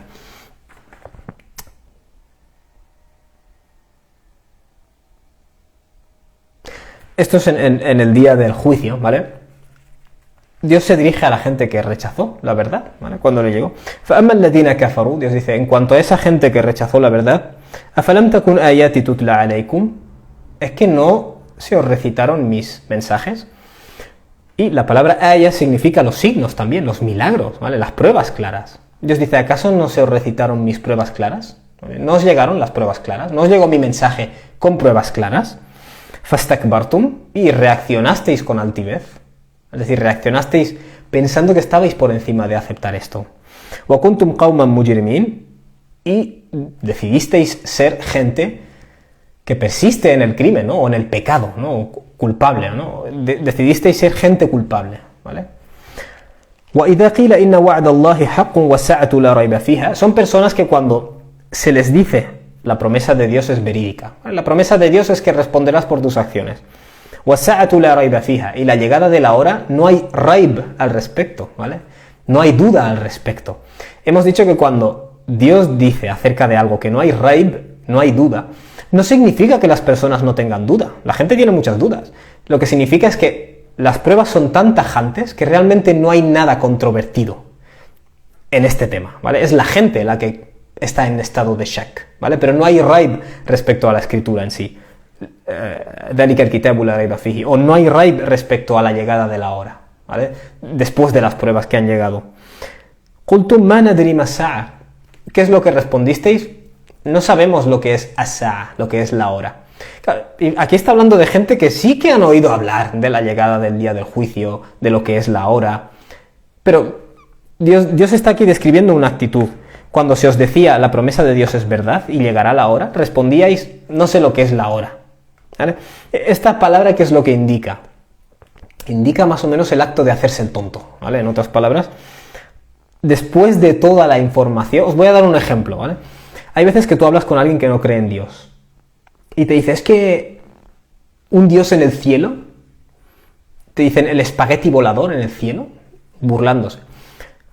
Y tú les explicas, mira, hay una serie de cosas en cómo está hecho el universo, ¿vale? Y traes datos matemáticos que indican que las probabilidades de que este universo sea azaroso son ridículas, ¿vale? Y ahora te voy a dar otros datos acerca del Corán que también indican que las probabilidades de que esto sea producto del azar o de la mente de Muhammad son absurdas, ridículas, cero. Y después de enseñárselo, la próxima vez que volvéis a hablar del tema te dice, yo es que esto del Dios del cielo, espagueti volador, otra vez, tío. Es decir, ya habíamos pasado por eso, ¿vale? Hay gente que se le ha hablado de la hora muchísimas veces, de la llegada del día del juicio, ¿vale? Y cuando se les pregunta acerca de la hora, ¿qué es lo que dicen? مَا نَدْرِي مَا السَّاعَةُ, no sabemos qué es eso de la hora. Es decir, esto indica una actitud. Cuando has hablado muchas veces con esa persona y te das cuenta de que no hemos avanzado nada, pero en realidad tú has entendido lo que yo te he dicho. Lo que pasa es que tú mismo quieres volver atrás, ¿vale? Es como cuando la gente te dice, ¿qué es esto del hijab? Y les hablas. Y dicen, vale, pero esto de rezar, tío. Y les hablas y les explicas. Y esto de tener que ayunar Ramadán, y les explicas. Y luego te dicen, ¿y esto del hijab? Ya habíamos hablado del hijab, tío. Es decir, realmente estás hablando por hablar, ¿vale? No es que realmente estés intentando buscar la verdad, ¿vale? Esa es la gente que cuando se les habla de as-sa'a, dicen, مَا نَدْرِي مَا السَّاعَةُ, no sé lo que es la hora. Ya hemos hablado de esto, tío. Ya se te ha explicado de manera muy exhaustiva y te han llegado pruebas claras. O sea, ¿por qué te haces el tonto ahora? En fin, quería daros un ejemplo moderno, porque a veces creo que cuando leemos estas frases que están aludiendo a un comportamiento humano, sin un ejemplo actual, mucha gente no lo entiende. Y estas personas, ¿qué es lo que respondieron? Inna dhunnu illa dhannan. Que esto se puede traducir de dos maneras, lo cual es muy interesante. La primera de ellas es, creemos que esto de lo que nos estás hablando son conjeturas. Inna dhunnu illa dhannan. Pero la otra traducción de este versículo o de esta frase es, nosotros solo creemos en dhan, en conjeturas. Es decir, fijaos, el resto de la frase concluye, وَمَا نَحْنُ بِمُسْتَيْقِنِينَ, y para nada vamos a tener certeza. Que esto es lo más relevante a lo que estoy hablando. Cuando a una persona le llegan verdades y pruebas y te dice, yo solo voy a creer en cosas inciertas, ¿vale? Ese es uno de los significados de inna dhunnu illa dhannan. No vamos a creer nada más que cosas inciertas. Wa ma nahnu bimustayqinin, y no vamos a tener certeza, ¿vale? Es como si la persona estuviera diciendo, yo no quiero tener una certeza, o sea, no quiero tener una verdad de la que estoy 100% seguro, no quiero, tío. Prefiero tener dhan, prefiero estar vacilante, ¿vale? Tener ideas inciertas, ¿vale? Esta es una de las traducciones. La otra traducción es, creemos que lo que nos dice solo es dhan, solo son especulaciones, wa ma nahnu bimustayqinin, y no nos convence, ¿no? Digamos. Pero llama la atención estas dos posibles traducciones, ¿vale? Porque en una de ellas, lo que están diciendo estas personas es, solo creemos en cosas que sean inciertas. Wa ma nahnu bimustayqinin. No nos interesa el yaqin, no nos interesa tener certeza. Me ha llamado la atención, ¿vale? El hecho de que esta frase puede tener, en los libros de tafsir, tiene como estos dos posibles significados.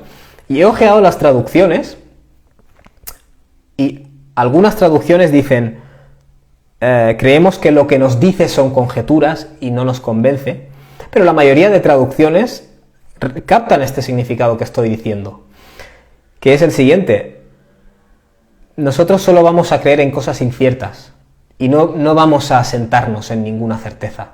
De hecho, creo que la mayoría de traducciones que he consultado cogen este significado, ¿no? Pero los dos están en la frase original, ¿no? Pero esencialmente lo que la persona está diciendo es, solo nos basamos en lo incierto, no queremos verdades finales. Me han llegado evidencias claras, yo no quiero tener certeza de nada, ¿vale? Y insisto, esto desafortunadamente no solo afecta a personas que no sean musulmanas, ¿vale? Sino que afecta a muchos musulmanes que quieren estar en terrenos grises, ¿vale? Ahora está el rollo de soy creyente pero no practicante porque no entiendo esto y no entiendo esto. Y he vivido, ¿vale? El dar pruebas, pero pruebas innegables. Algunas de estas personas y dicen, ya, pero... ya, no sé, tío. Vale, esa persona no quiere salir de ahí. No quiere hacer los cambios en su vida que implica el tener certeza, ¿vale? Hay veces que no tenemos certeza porque nada nos da certeza, no tenemos material para tener certeza, pero hay veces que sí lo tenemos y no queremos la certeza, ¿vale? E insisto, esto afecta a pequeñas áreas de nuestra vida y a grandes áreas de nuestra vida, y la máxima manifestación de eso es rechazar la verdad cuando te llega. Y antes de que alguien me escriba y me diga, hermano, ¿esto que has hablado? Porque hay veces que hablo algo y mucha gente no me entiende, ¿vale? O no me entiende o yo qué sé, lo que sea. O no han escuchado nunca a nadie hablar, ¿vale? Del tema. Este es un tema, por ejemplo, que no se oye generalmente en los juzbas, ¿vale? Nuestra predisposición a no querer la verdad. Creemos que el kafir es el español o lo que sea, ¿no? Entonces, no, realmente el kafir es un estado mental o un estado espiritual, ¿vale? Es un estado de rechazo. Y en pequeñas manifestaciones, los musulmanes también podemos tener ese estado de rechazo. Y a veces hay personas que por dentro están en un estado de rechazo completo, aunque finjan ser musulmanes, que eso es el munafiq. Pero es una progresión. Generalmente pasas de ser creyente a ser munafiq, o a ser un munafiq leve, es decir, esos creyentes que cuando se les demanda algo, no, hombre, no. Y luego está el kafir, ¿vale? Pero generalmente estas cosas no pasan de repente, son un ciclo, ¿vale? Iba a mencionar más cosas, pero no me quiero enrollar. Pero en Suratul Munafiqun está esta interesante escena de que en el día del juicio estamos los musulmanes juntos, ¿vale? Estás tú, tus colegas, tu familia, musulmanes. Y de repente lo que Dios dice es, a ver si me voy a acordar, Faduriba bainahum bab, no recuerdo la frase exacta, batinuhum fihi rahma, dice Dios. Tienes a este grupo de musulmanes y de repente es como que cae una pantalla y los divide. Y en esa pantalla, a un lado de la pantalla o a un lado de la puerta, Dios dice, batinuhum fihi rahma. En un lado está rahma, es decir, la compasión de Dios, ¿vale? Es decir, básicamente hay una pantalla que dividirá a una gente que está en la compasión de Dios, y en el otro lado, min qibalihi al-adab, y en el otro lado estará el castigo. Es decir, voy a crear la escena, ¿vale? Tienes a un grupo de musulmanes y de repente cae una pantalla que los separa en dos grupos. Dios dice, en este lado hay rahma, misericordia de Dios, y en este lado hay castigo, ¿Por qué? Si eran todos musulmanes. Y los musulmanes del lado del castigo gritan a los otros. Yunadunahum alam nakum ma'akum. Gritarán a los otros diciendo, tío, ¿no estábamos juntos? ¿No estábamos juntos en el mundo? Y entonces estos, ¿qué es lo que van a responder? Vale, sin duda, estábamos juntos. Walakin fatantum anfusakum. Pero siempre os metíais en fitnas, os metíais en líos, ¿vale? Cuando sabías que en ese club había chicas, tú te ibas ahí y yo te decía que no fueras. O sea, no éramos musulmanes exactamente del mismo tipo. Tú tentabas a la suerte, ¿vale?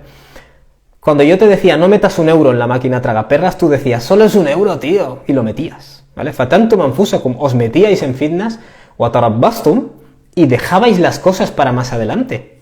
Cuando yo te decía deja las máquinas, empieza a rezar, tú que decías más adelante, más adelante.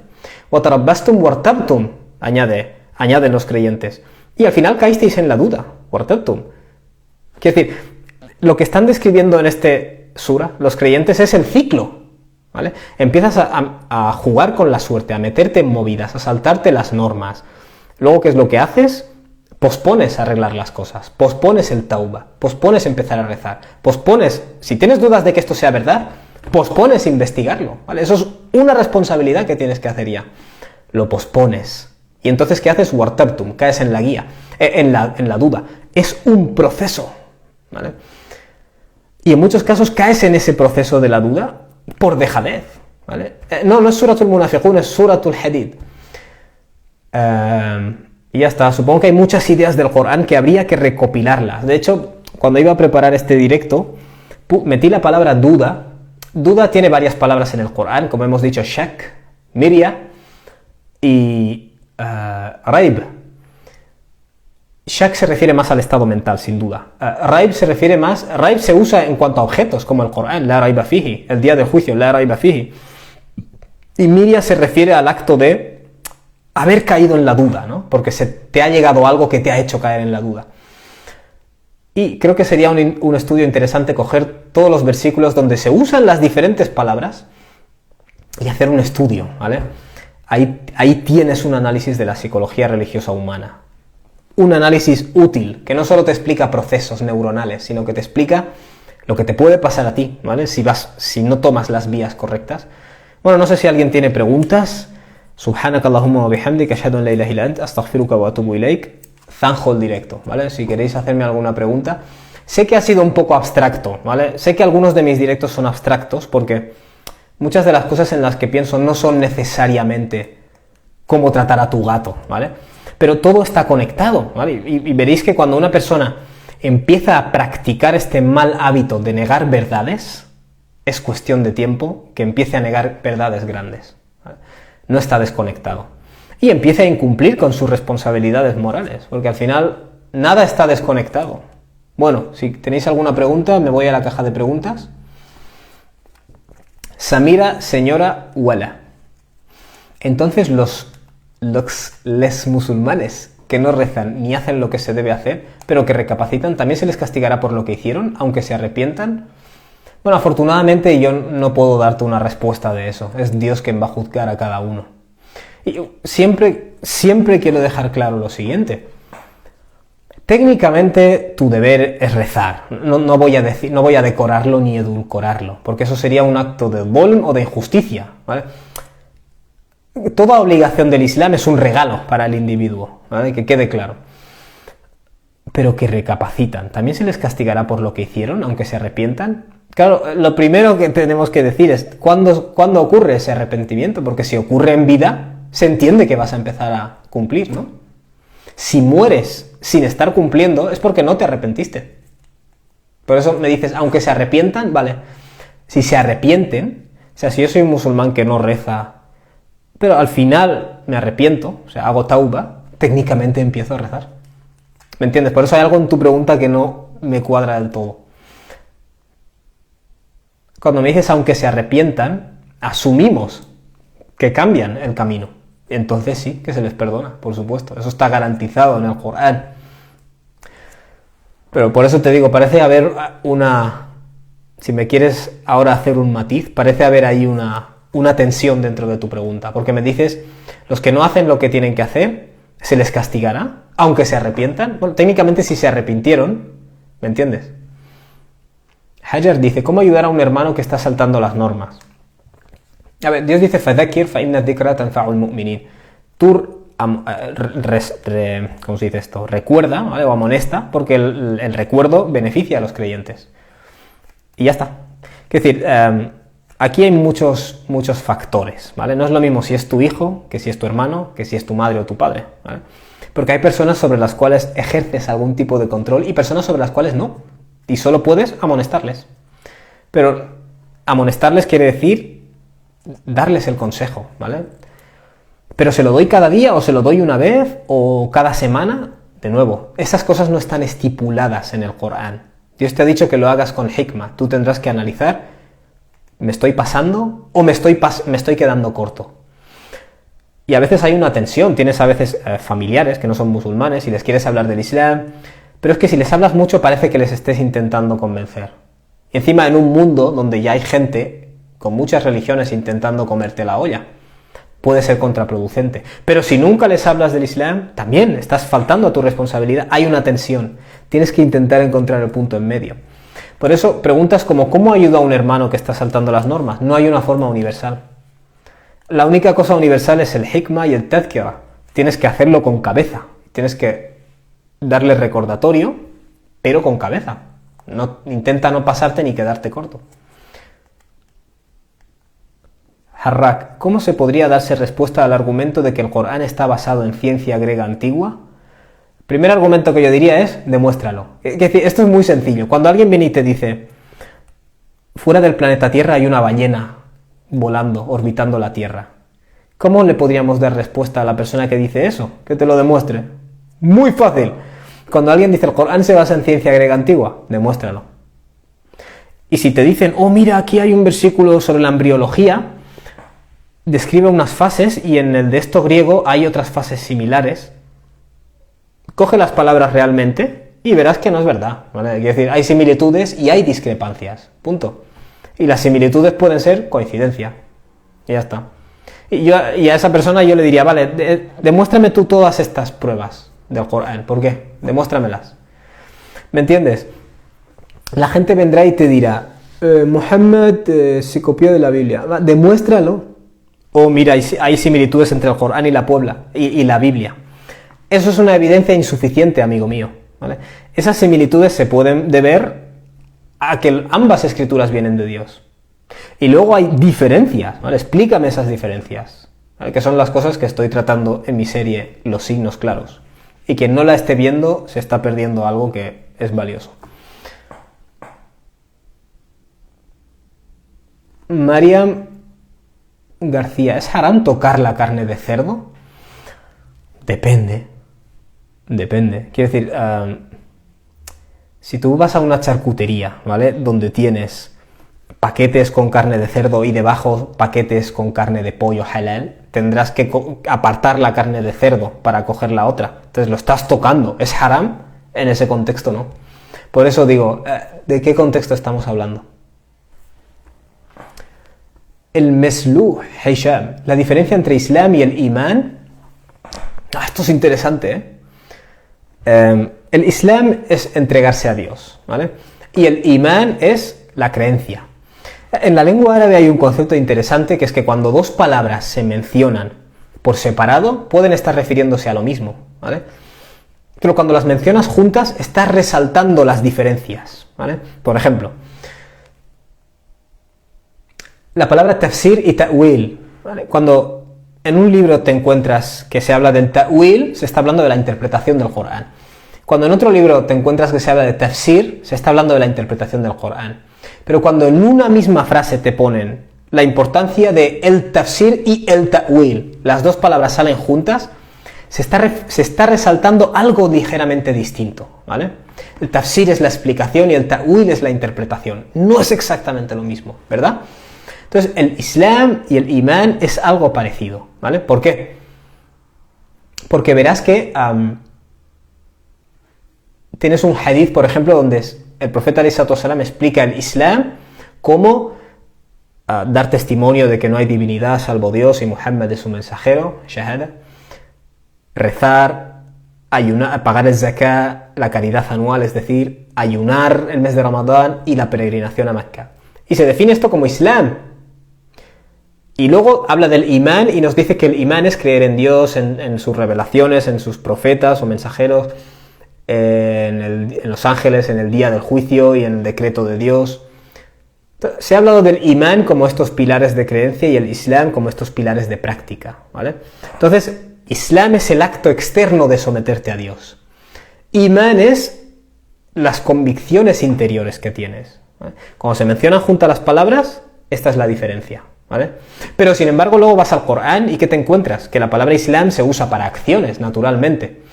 Y la palabra imán también se utiliza para acciones, ¿vale? Ahsanukum imanan, ahsanukum khuluqa, ¿no? Perdón, creo recordar que este hadith no es auténtico. Pero tienes muchos hadiths que sugieren que la persona de imán es la que mejor conducta tiene. O la persona de imán es... o el imán tiene 60 y tantas ramas y el hayá, la modestia o el pudor, el respeto a lo privado, es parte del imán. Es decir, vemos que el imán se asocia a acciones. Luego vemos que pasa lo mismo con el islam, ¿vale? El musulmán es aquel que el resto de musulmanes están a salvo de su lengua y de su mano. Yo que sé, hay un montón de hadices y versículos del Corán que asocian, digamos, a las mismas cosas, el islam y el imán. Por eso digo, cuando se mencionan por separado, Islam es la religión en general que incluye el imán, ¿vale? Pero cuando se mencionan de esta manera juntos, el islam y el imán, como en el hadith de Gabriel, islam se refiere a las acciones externas y el imán se refiere a la convicción interior, ¿vale? Y luego está el ihsan, que es el transformarte por completo por dentro, ¿vale? Y en esta forma es como si tuvieras una pieza de fruta, digamos, tienes la piel, el cuerpo y el corazón, ¿vale? Entonces la piel es el islam, son las acciones externas. El imán son las creencias que te hacen a practicar esas acciones.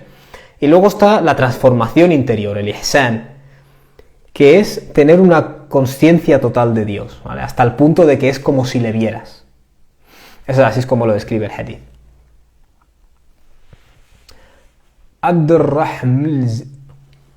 Abdurrahim Ziani. Hermano, habla sobre el castigo de la tumba, ya que un amigo me dijo que no existe. Subhanallah. Vale, hay una controversia moderna acerca del castigo de la tumba. El castigo de la tumba quiere decir que cuando una persona muere, si su final va a ser negativo en la otra vida, recibe un preludio, ¿vale? Se ha puesto en duda hoy en día, y hay una razón, ¿vale? Que quede claro. Y esa razón es que el Corán no lo menciona explícitamente y viene por hadices. Y esos hadices, ninguno de esos hadices viene por un montón de vías, ¿vale? No sé esto hasta qué punto os puede resultar nuevo, pero generalmente hay hadices que, yo qué sé, 5, 10 o 20 sahaba los han transmitido. Entonces tú sabes que eso es 100% auténtico, ¿vale? Porque es imposible que los 5, 10 o 20 o 60 se lo hayan inventado. Eso se llama recurrente o mutawatir y está fuera de duda. Los hadices que hablan del castigo de la tumba no son recurrentes, ¿vale? Es decir, tienes a un sahabi que narra del profeta esta descripción. Entonces, en esa cadena de transmisión puede haber un error, podría haberlo. Como no ha venido por muchas vías, no puedes estar 100% seguro. Y lo que estas personas dicen es, una creencia necesitas 100% de seguridad, ¿vale? Para creértela, debería estar transmitido en estos hadices que vienen por muchas vías, por muchos sahaba. Claro, la respuesta de la inmensa mayoría de eruditos musulmanes, a la que yo me suscribo, es la siguiente. Vamos a analizar las cosas desde otra perspectiva. Tú tienes un hadith donde el profeta dice, cuando la persona muere, le interrogan dos ángeles, etcétera, etcétera. Este hadith viene por una vía, y eso es verdad, ¿vale? Viene por una sola vía. Luego tienes otro hadith donde el profeta ﷺ, cuando se levanta por la mañana, una de las cosas que dice es Allahumma inni a'udhu bika min adhabil qabr. Dios, pido refugio en ti del castigo de la tumba. Ese hadith viene por una sola vía, y es totalmente cierto. Luego tienes otro hadith donde el profeta ﷺ cuando acaba de rezar dice Allahumma inni a'udhu bika min adhabil qabr, ¿vale? Otro compañero del profeta nos ha explicado que al final de la oración el profeta pide refugio por el castigo de la tumba. Otro hadith tal. ¿Y qué ocurre? Cuando empiezas a acumular todos estos hadices, ninguno de ellos viene por muchas vías, ¿vale? Pero ¿qué ocurre? Que estos son muchos hadices que vienen por vías independientes. No sé si me estoy explicando muy bien. Cuando el profeta te dice, vendrán 2 ángeles a cuestionarte cuando mueres, eso solo lo ha transmitido una vía, ¿vale? No es 100% fiable. Luego, el hecho de que el profeta en una hora del día pedía refugio a Dios del castigo de la tumba, solo viene por una vía. No es 100% fiable. Luego, otro hadith que nos explica, transmitido por otro sahabi, que el profeta pedía refugio en Dios del castigo de la tumba al acabar de rezar, viene por una vía. Vale, pero ¿qué es lo que ocurre? El concepto del castigo de la tumba viene por muchos hadices. O sea, ninguno de estos hadices explicando detalles viene por muchas vías. Pero el concepto general de que hay un castigo en la tumba sí que ha venido por hadices transmitidos por muchos compañeros diferentes, ¿vale? Y esto lo llaman en la terminología del hadith mutawatir bil ma'na. O sea, no hay un hadith que venga por muchas vías, pero hay un significado general, una trama general, que sí ha venido por muchas vías. Entonces, el hecho de que cuando tú mueres recibes un preludio o ves algo acerca de tu destino final, esto está por muchas vías, por tanto es mutawatir, por tanto está fuera de disputa. Los detalles sí que vienen por vías independientes. Entonces, cuando la gente dice, el castigo de la tumba no existe, porque vienen hadices de transmisión aislada, y por tanto no puedes estar 100% seguro. El detalle que cada hadith te da, no puedes estar 100% seguro, ¿vale? Pero el concepto general de la existencia del castigo de la tumba sí que lo estás, porque viene por muchas vías independientes. Esto es algo técnico y mucha gente que niega el castigo de la tumba ha leído artículos en internet o ha visto vídeos y a lo mejor no entiende esta cuestión técnica que te acabo de explicar, ¿vale? Pero es imposible, en otras palabras, que uno de los compañeros del profeta haya transmitido un du'a, otro haya transmitido otro du'a, otro haya transmitido otro du'a, otro haya transmitido otro du'a, otro haya transmitido una descripción de lo que le ocurre a la persona cuando muere, otro ha transmitido otra descripción de lo que le ocurre a la persona cuando muere, y la frase común en todos estos hadices, que es adhabul qabr, el castigo de la tumba, se haya inventado simultáneamente, ¿vale? ¿Me entiendes? Eso es mutawatir bil ma'na. La trama general de estos hadices sí que viene por muchas vías. Espero no haber sido técnico, ¿vale? Pero esto se tiene que decir. Y Yasir, donde he notado mucho este rechazo es con amigos que dicen creer en Dios y Jesús, cristianos, pero cuando le das información y pruebas te responden claramente, prefiero no profundizar, que veo que no tiene sentido. Sí, bueno, mira, te voy a dar un ejemplo mío. Me ha pasado que con más de un cristiano que cuando le enseño, yo particularmente a mí me llama el tema de las correlaciones matemáticas, que es absurdo atribuírselas a Muhammad, ¿vale? Porque no tenían ordenadores para contar las palabras. Y una vez le enseñé algunas de estas a alguien cristiano y me dijo, esto es Satanás quien está detrás de eso. Pues muy bien, quiero decir, imagínate que Jesús cura al leproso, resucita a un muerto, hace estos milagros que están en la Biblia. Y la gente dice, bueno, eso lo haces porque Satanás te ha dado este poder. Pues muy bien. Es decir, quien quiere encontrar una forma de rechazar, la va a encontrar. Y al final no es tu responsabilidad. Abdurrahman Tieb, consejos para que una persona que está en estado gris sea consciente. Yo a las personas que están en estado gris, no sé si esto es verdad o no, este es mi método, no tiene por qué funcionarte a ti. Le paso mis vídeos sobre los signos claros. Los estoy haciendo para eso. Para que cuando alguien diga no sé si es verdad, no sé si hay pruebas, toma, ¿vale? Honestamente lo hago para eso y me sirve. Y muchas personas, ves las cosas que hace su mente, empiezan, esto incluye ateos, no solo musulmanes, pero también musulmanes que no quieren practicar. O cristianos, es en plan, esto es interesante, no. ¿Cómo explicas esto? A lo mejor, como me dijo un ateo, a lo mejor la gente del futuro ha viajado al pasado para darle esta información a Muhammad. Eso es una tontería, hombre. Es decir, a lo mejor es Satanás. Es decir, cuando fuerzas a la gente a que ellos te den una explicación, ¿me entiendes? Es cuando empiezan a salir estas cosas raras. Es cuando ves, tío, tú no estabas buscando la verdad, como decías, ¿vale? Porque ahora, ¿qué estás haciendo? Responder por responder. Lord Kenner, ¿es obligatorio para todo musulmán el corroborar lo que nos han enseñado nuestros padres familiares? Por supuesto que no.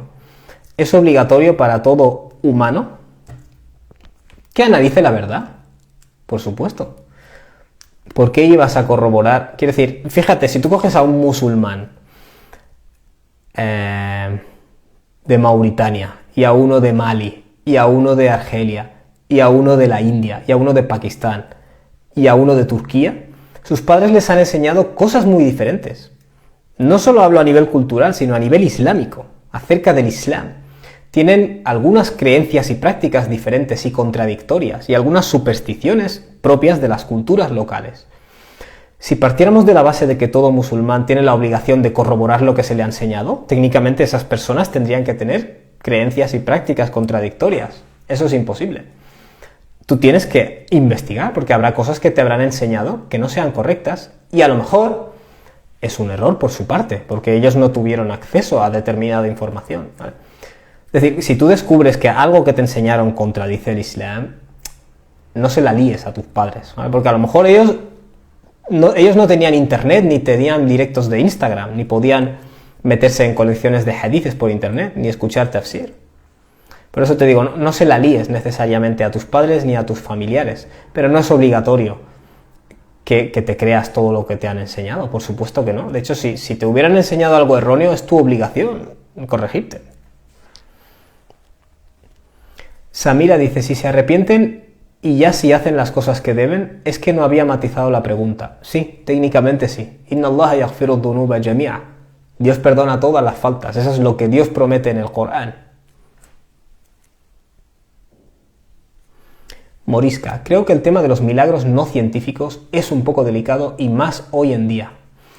No sé qué es un milagro no científico. Entiendo que los milagros, por definición, no son científicos. De hecho, no es delicado en el sentido de que hoy en día vivimos en un mundo en el que todo tiene explicaciones científicas.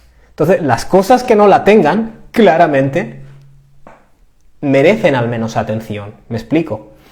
Por ejemplo, si Jesús estuviera vivo en esta sociedad y empezara a curar leprosos, la gente diría es una coincidencia, no sé qué, pero cuando ha curado 20, 60, 100, 200, la gente diría, tío, aquí está pasando algo raro, ¿me entiendes? O sea, el milagro lo que hace es aportar una prueba. Por ejemplo, cuando yo intento demostrar en estos vídeos que hago que el Corán fue compuesto a lo largo de 23 años, si tomas esa postura, de manera desordenada, debería haber desorden, ¿vale? Pero luego cuando lo metes en un ordenador y computarizas las palabras del Corán, empiezas a ver correlaciones que es imposible atribuir al azar, acumulativamente. Eso no tiene una explicación científica, técnicamente, una explicación natural. No hay una explicación plausible de que Muhammad hubiera, inventándose el Corán de esta manera, creado todos esos equilibrios internos, matemáticamente hablando. ¿Verdad? Al final eso es un milagro, porque no hay una explicación natural plausible. Dado el momento y en el lugar en el que fue compuesto, supuestamente, que exista eso. Eso es un milagro, y es un milagro claro, y palpable y visible, y cotejable y verificable. Por eso, cuando dices que los milagros son delicados, o sea, es como si alguien viniera y me dijera, yo no me voy a creer que Jesús curó a un leproso, eso son tonterías. Y yo le diré, vale, no te lo creas, pero que el Corán es un milagro te lo puedo demostrar. Y si el Corán es un milagro, automáticamente el hecho de que Jesús curó al leproso es verdad, porque lo describe el Corán. O sea, yo lo que creo es que en este tipo de conversaciones nos vamos por las ramas demasiado, ¿vale? No vamos al grano. A ver, cuando la gente me dice, es que Moisés abrió las aguas, vaya tontería. Es igual. O sea, el Islam se basa en que esto es un milagro, ¿vale? Y te lo puedo demostrar, entonces te lo demuestro. Ya está. Es decir, y si te lo demuestro, naturalmente tendrás que creer que Moisés abrió las aguas, porque está descrito en el Corán. Es decir, vamos al Corán, ¿vale? Que es el milagro que está verificable hoy en día. Hajar, Saidun.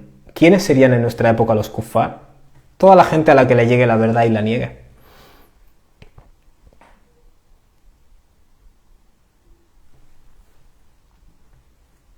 Señor Harrak, ¿por qué coincide el concepto de neuma o psique filosófico griego con el concepto de ruh en el Islam? No creo exactamente. No lo creo, ¿eh? Ruh, fíjate, la palabra ruh en árabe viene de una raíz que significa aire, soplar, viento. Entonces, ¿por qué se llama a la esencia del ser humano ruh? Porque es una esencia intangible.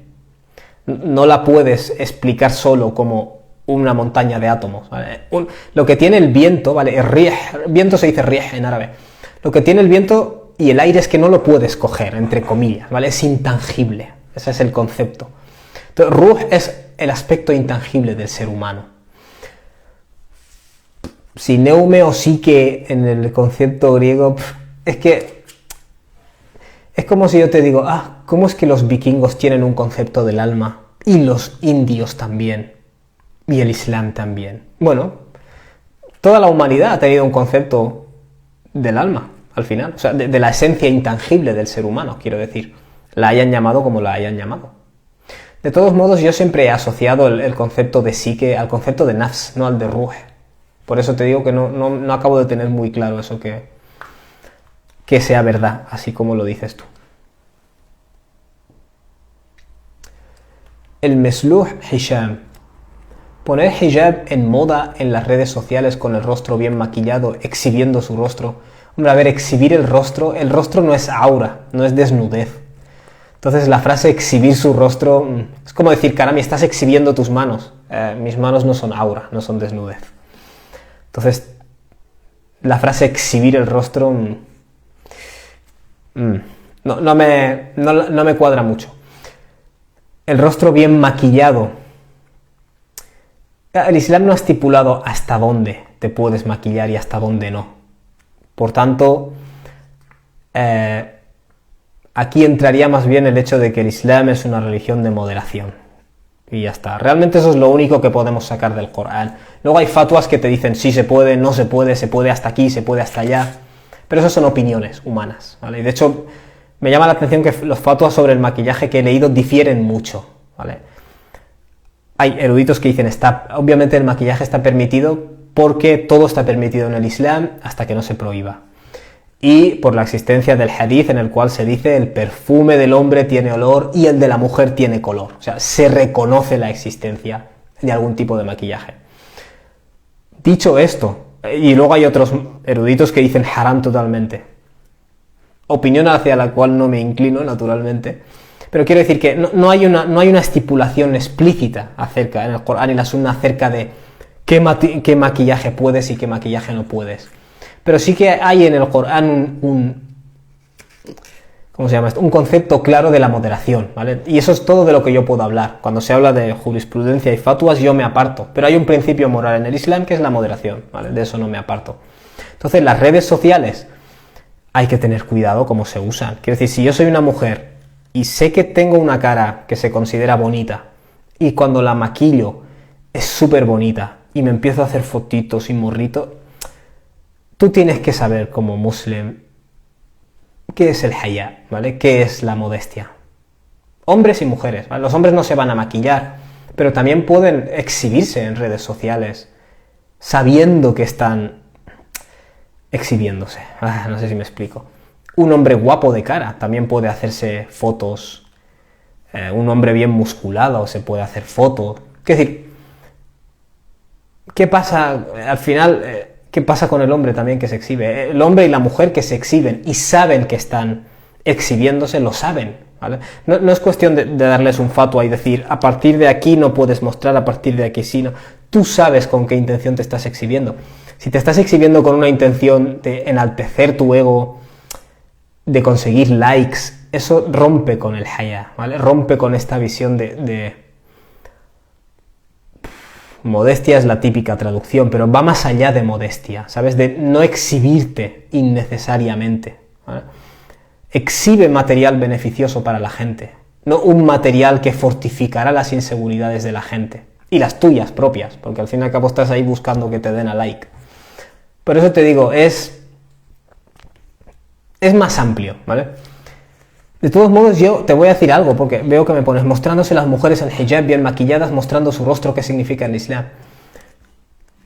No acabo de entender muy bien esta obsesión con las mujeres que se muestran, las mujeres que llevan maquilladas, las mujeres que no sé qué.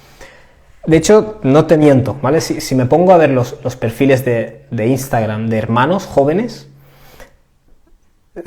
muy libremente se hacen fotos sin camiseta, por ejemplo, sabiendo que eso provoca una reacción feromónica en las féminas. Quiero decir, ¿por qué esta fijación por las mujeres? Encima que llevan hijab. No digo que no sea verdad, que pueden exhibir morritos y cositas que quizás no sean lo que un mu'min debería hacer.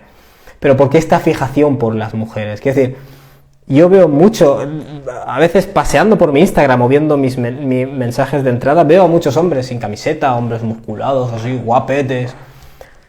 ¿Por qué esta fijación por las mujeres? Es algo que me llama la atención.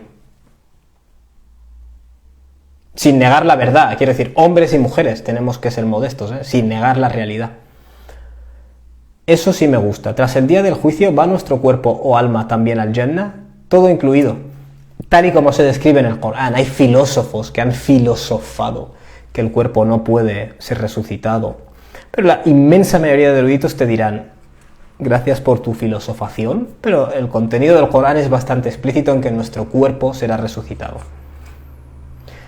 Y de hecho, siempre los que rechazan la verdad dicen, ¿cómo se nos va a hacer resucitar cuando nuestro cuerpo esté descompuesto? ¿Vale? Y la respuesta siempre es, da igual lo descompuesto que estés. Quien te ha creado en primera instancia te puede recrear. O sea, Dios no responde, es que da igual si estás descompuesto, porque tu cuerpo no será resucitado. Dios responde afirmando que puede resucitar el cuerpo, ¿vale? Porque Él lo ha creado en primera instancia. ¿Entiendes? O sea, el Corán parece bastante explícito en eso.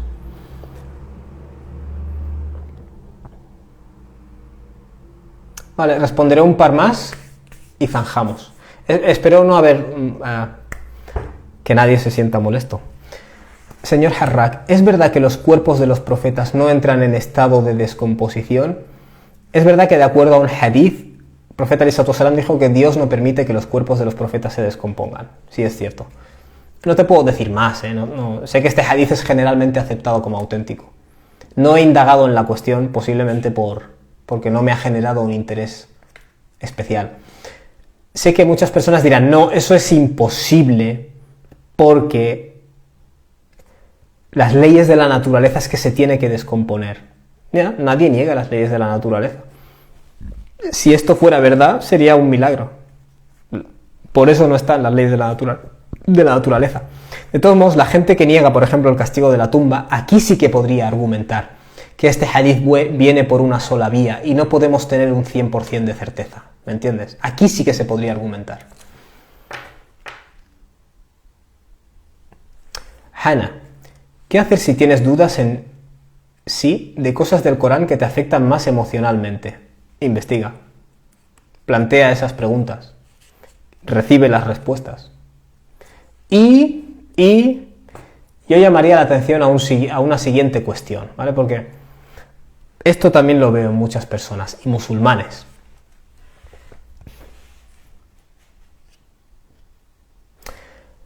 ¿De qué estábamos hablando? Se me ha ido el santo al cielo. ¿Qué hacer si tienes dudas en sí de cosas del Corán que te afectan más emocionalmente? Ah, sí, esto me pasa con algunos musulmanes. Te dicen, en el Corán, por ejemplo, está este concepto de que, yo qué sé, en algunos lugares parece defender la pena de muerte, vamos a decirlo así. Entonces me cuesta creer que Dios acepte eso. Y yo lo siento por ser así, pero yo le digo a esa persona, entonces, ¿no estás segura de si el Corán viene de Dios? Y te dicen, sí, más que eso es que no puedo aceptar esto. Y yo me siento, honestamente, y les llevo al milagro del Corán, ¿vale? Te enseño una serie de cosas que no tiene explicación, más que aceptar que el Corán viene de Dios. Y la persona te dice, sí, ya, es verdad, no hay otra explicación, el Corán viene de Dios. pero esto no lo... Vale, ahí hay un problema gordo, ¿vale? Porque si tú estás reconociendo que viene de Dios, pero como algo de su contenido a nivel personal y emocional no te agrada, eso técnicamente es arrogancia, técnicamente, ¿vale? A ver si me explico. No estoy diciendo que tú seas arrogante, hermana, pero técnicamente es una forma de arrogancia que no nos gusta mucho aceptar, ¿vale? Pero si yo técnicamente acepto que sí, esto viene de Dios, no hay otra explicación. Pero, por ejemplo, en un sura Dios dice, Suratul Mutaffifin, Dios dice, فَالْيَوْمَ الَّذِينَ آمَنُوا مِنَ الْكُفَّارِ يَضْحَكُونَ. En el día del juicio, Dios habla de que en el mundo había gente que rechazó la verdad, que se reía de los creyentes. Dios dice, pues en el día del juicio serán los creyentes los que se rían. Hay gente que dice, eso no puede ser, es como si Dios enseñara la venganza. Es inconcebible que eso... Al final tendremos que decir, ¿está demostrable que este Corán es de Dios? Sí.